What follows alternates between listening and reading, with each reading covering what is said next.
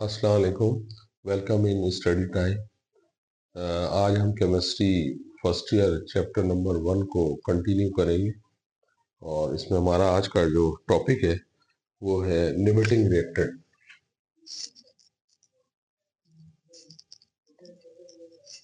Limiting reactant.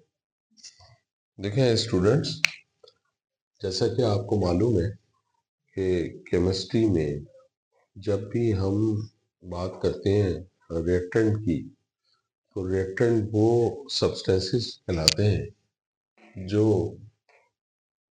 किसी भी reaction के दौरान आपस में रिएक्ट करते हैं और प्रोडक्ट की फॉर्मेशन करते हैं।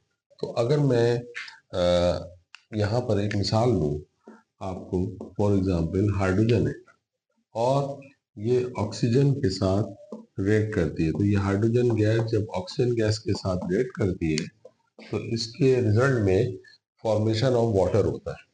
अच्छा, अगर इस फॉर्मेशन ऑफ वाटर में हम इस इक्वेशन को स्टडी करें तो ये अनबैलेंस इक्वेशन है।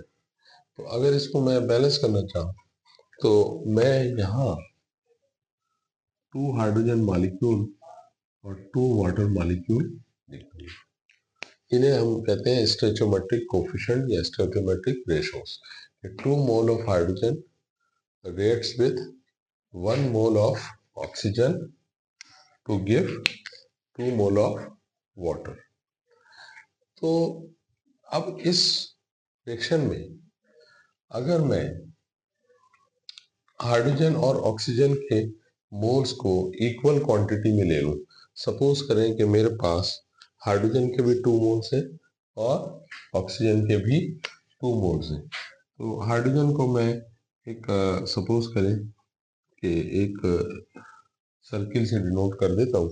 ये सर्किल रिप्रेजेंट करता है हाइड्रोजन मॉलिक्यूल्स को, यानी दोनों एटम्स जो है वो हाइड्रोजन।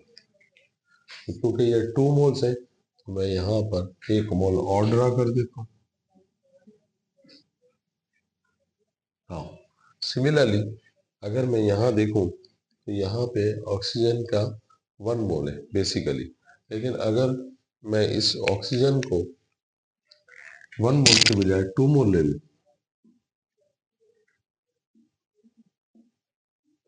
तो ये ऑक्सीजन मॉलिक्यूल हो गए, 2 मॉलिक्यूल्स हो गए।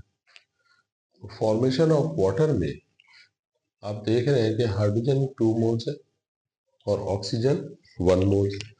तो अगर मैं इसी डायग्राम को वाटर मॉलिक्यूल के लिए ड्रॉ करूं तो हम ये देख सकते हैं कि इसमें इस वाटर मॉलिक्यूल में 2 हाइड्रोजन एटम्स हैं और 1 ऑक्सीजन एटम है। आप ये ध्यान में रखिएगा कि इसमें ब्लू रिंग जो है वो हाइड्रोजन को रिप्रेजेंट कर रहा है और जो ब्लैक रिंग है वो ऑक्सीजन को रिप्रेजेंट कर रहा है।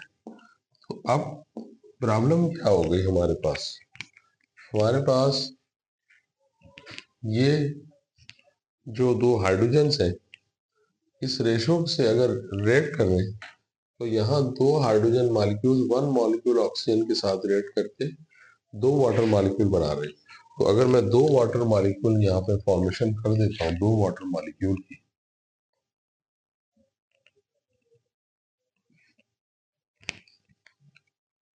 अब आप समझने की कोशिश करें कि मेरे पास लेफ्ट साइड पर 4 हाइड्रोजन एटम्स नजर आ रहे हैं और राइट साइड पर भी 4 हाइड्रोजन एटम्स कंज्यूम हो रहे हैं या प्रोडक्ट बना रहे हैं।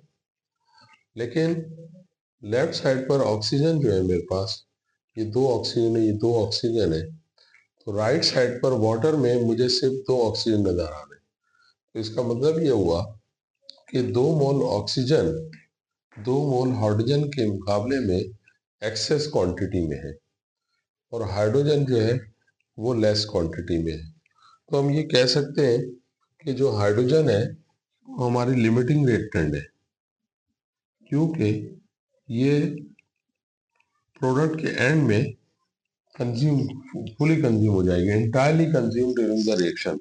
और ऑक्सीजन मॉलिक्यूल एक्सेस क्वांटिटी में है, तो ये एक्सेस क्वांटिटी में जो रिएक्टेंट होगा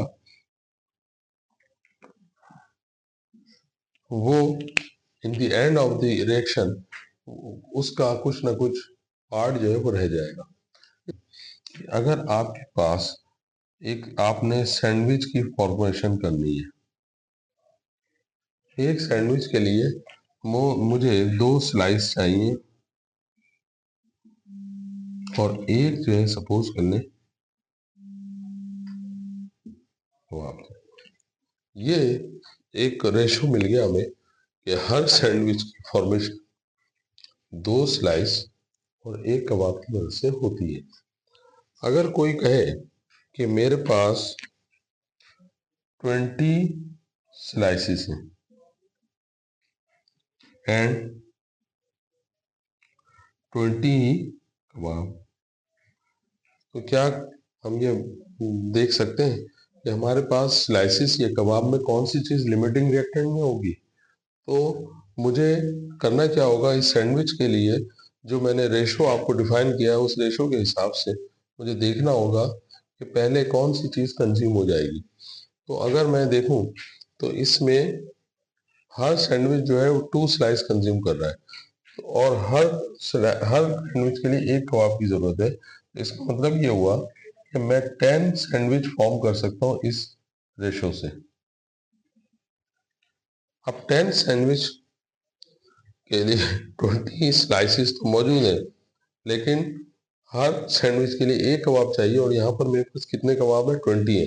इसका मतलब क्या होगा कि आपके पास जो स्लाइसिस हैं वो लिमिटिंग हो जाएंगे और कबाब जो है वो एक्सेस हो जाएंगे। तो जब भी किसी प्रोडक्ट की फॉर्मेशन होती है तो रिएक्टेंट में से जो चीज़ फुली कंज्यूम हो जाए या ज़ीरो हो जाए या नील हो जाए या ख़त्म हो जाए तो उसे हम लिमिटिंग रिएक्टेंट कहते हैं और जो चीज़ बच जाए उसे हम कहते हैं एक्सेस रिएक्टेंट। ओके स्टूडेंट, मैं अब इसी एग्जाम्पल को मैथमेटिकली यूज़ करूँगा ताकि आपको मेथड आपको पता चल जाए कि how to determine limiting reactant from given data. तो मैं सपोज कर रहा हूँ मेरे पास 2 मोल्स ऑफ हाइड्रोजन है, रिएक्ट करते हैं 1 मोल ऑफ ऑक्सीजन के साथ और ये 2 मोल्स ऑफ वाटर फॉर्मेशन हो रही है। तो अगर मैं आपसे कहूँ कि मैं 100 ग्राम्स हाइड्रोजन यूज कर लेते हैं और इसको रेट करते हैं विद 100 ग्राम्स ऑफ ऑक्सीजन, तो अगर हमारे पास हाइड्रोजन और ऑक्सीजन के इक्वल अमाउंट्स में प्रेजेंट है, अगर मैं आपसे कहूँ कि how much water will be form in the end of the result, ये पहले भी क्वेश्चन हम स्टोइचोमेट्रिक प्रॉब्लम में सीख चुके हैं कि किसी भी रिएक्टेंट के अमाउंट से हम प्रोडक्ट का अमाउंट कैलकुलेट करते हैं। तो कौन सा अमाउंट फ्रॉम हाइड्रोजन, पहले हम हाइड्रोजन की मदद से करेंगे। तो हाइड्रोजन की मदद से करने के लिए हम ये लिखते हैं कि 2 moles of hydrogen gives 2 moles of water. So 1 mole of hydrogen will give 2/2 mole of water. That is 1 mole. Now, अगर 1 mole of hydrogen 1 mole of water दे रहा है तो इसको अगर हम इक्वल मान लें मास के, 1 मोल हाइड्रोजन का मास कितना होता है? 2 ग्राम्स। हाइड्रोजन का एटॉमिक मास 1 है तो इसके मॉलिक्यूल में 2 एटम्स हैं, तो इसका मतलब ये होगा कि 2 मॉलिक्यूल्स हाइड्रोजन मॉलिक्यूल के लिए उसका मॉलिक्यूलर मास 2 ग्राम्स हो जाएगा। तो 1 मोल hydrogen means 2 grams of hydrogen gives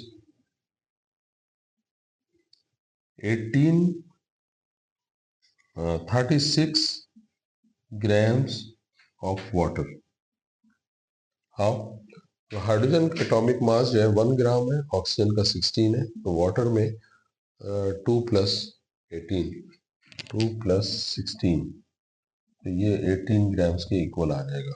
लिहाजा 36 ग्राम्स ऑफ वाटर की फॉर्मेशन होगी 2 ग्राम से। हमारे पास हाइड्रोजन के लिए जो हमने मास लिया है वो 100 ग्राम है, तो 100 grams of hydrogen will give 36 by 2 multiplied by 100. It means 2 18 the 36 और 18 को 100 से कर दें 1800 ग्राम्स ऑफ वाटर की फॉर्मेशन होगी from the 100 grams of hydrogen.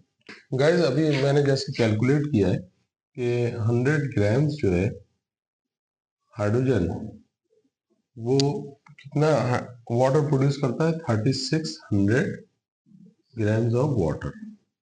अब हम ये कैलकुलेट करना चाहते हैं कि ऑक्सीजन 100 ग्राम्स जो है वो कितना वाटर प्रोड्यूस करेंगे, तो हम यूनिटी मेथड को ही अडॉप्ट कर लेते हैं।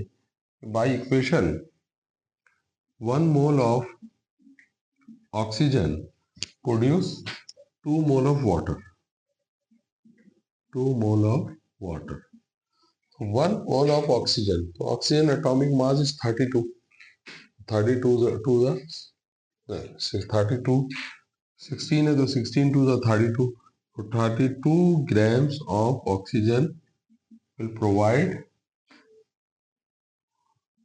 2 mole, that is 36 grams of water.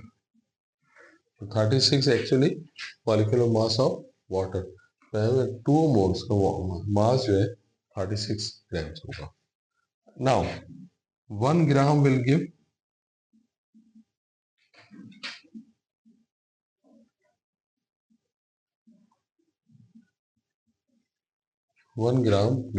36 by 32 gram of water, and 100 gram will give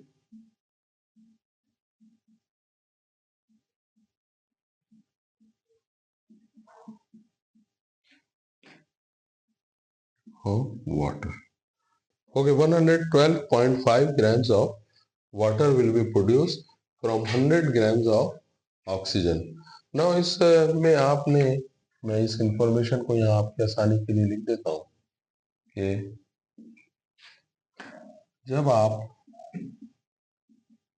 इन दोनों वैल्यूज को कंपेयर करेंगे तो ये आप ध्यान में रखें कि आपके पास हाइड्रोजन और ऑक्सीजन का अमाउंट सेम था रिएक्शन के स्टार्ट पर, लेकिन जब रिएक्शन इसका एंड हुआ तो उस वक्त अगर ये हम मान लें कि हाइड्रोजन आपके पास एक एक्सेस अमाउंट में मौजूद है, तो 100 ग्राम को मैक्सिमम 3600 ग्राम वाटर बनाना चाहिए, और इसी तरह अगर 100 ग्राम पर पास ऑक्सीजन है तो उसे मैक्सिमम जो है 112.5 ग्राम वाटर बनाना चाहिए।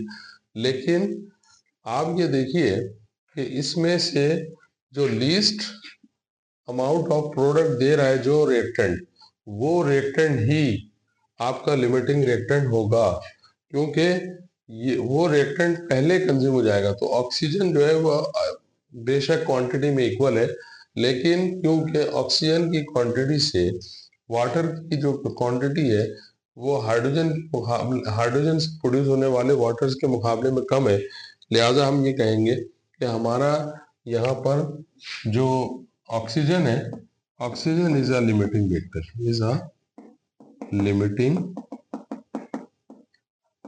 रिएक्टेंट। और जो हाइड्रोजन है, यहाँ हाइड्रोजन को हम कहेंगे hydrogen is an excess reactant.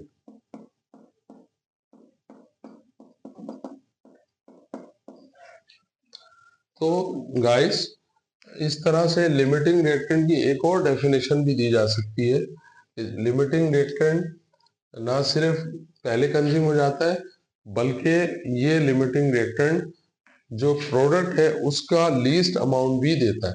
तो जो रिएक्टेंट प्रोडक्ट के लीस्ट मोल देता है, उस लीस्ट मोल देने वाले रिएक्टेंट को हम लिमिटिंग रिएक्टेंट भी कहते हैं।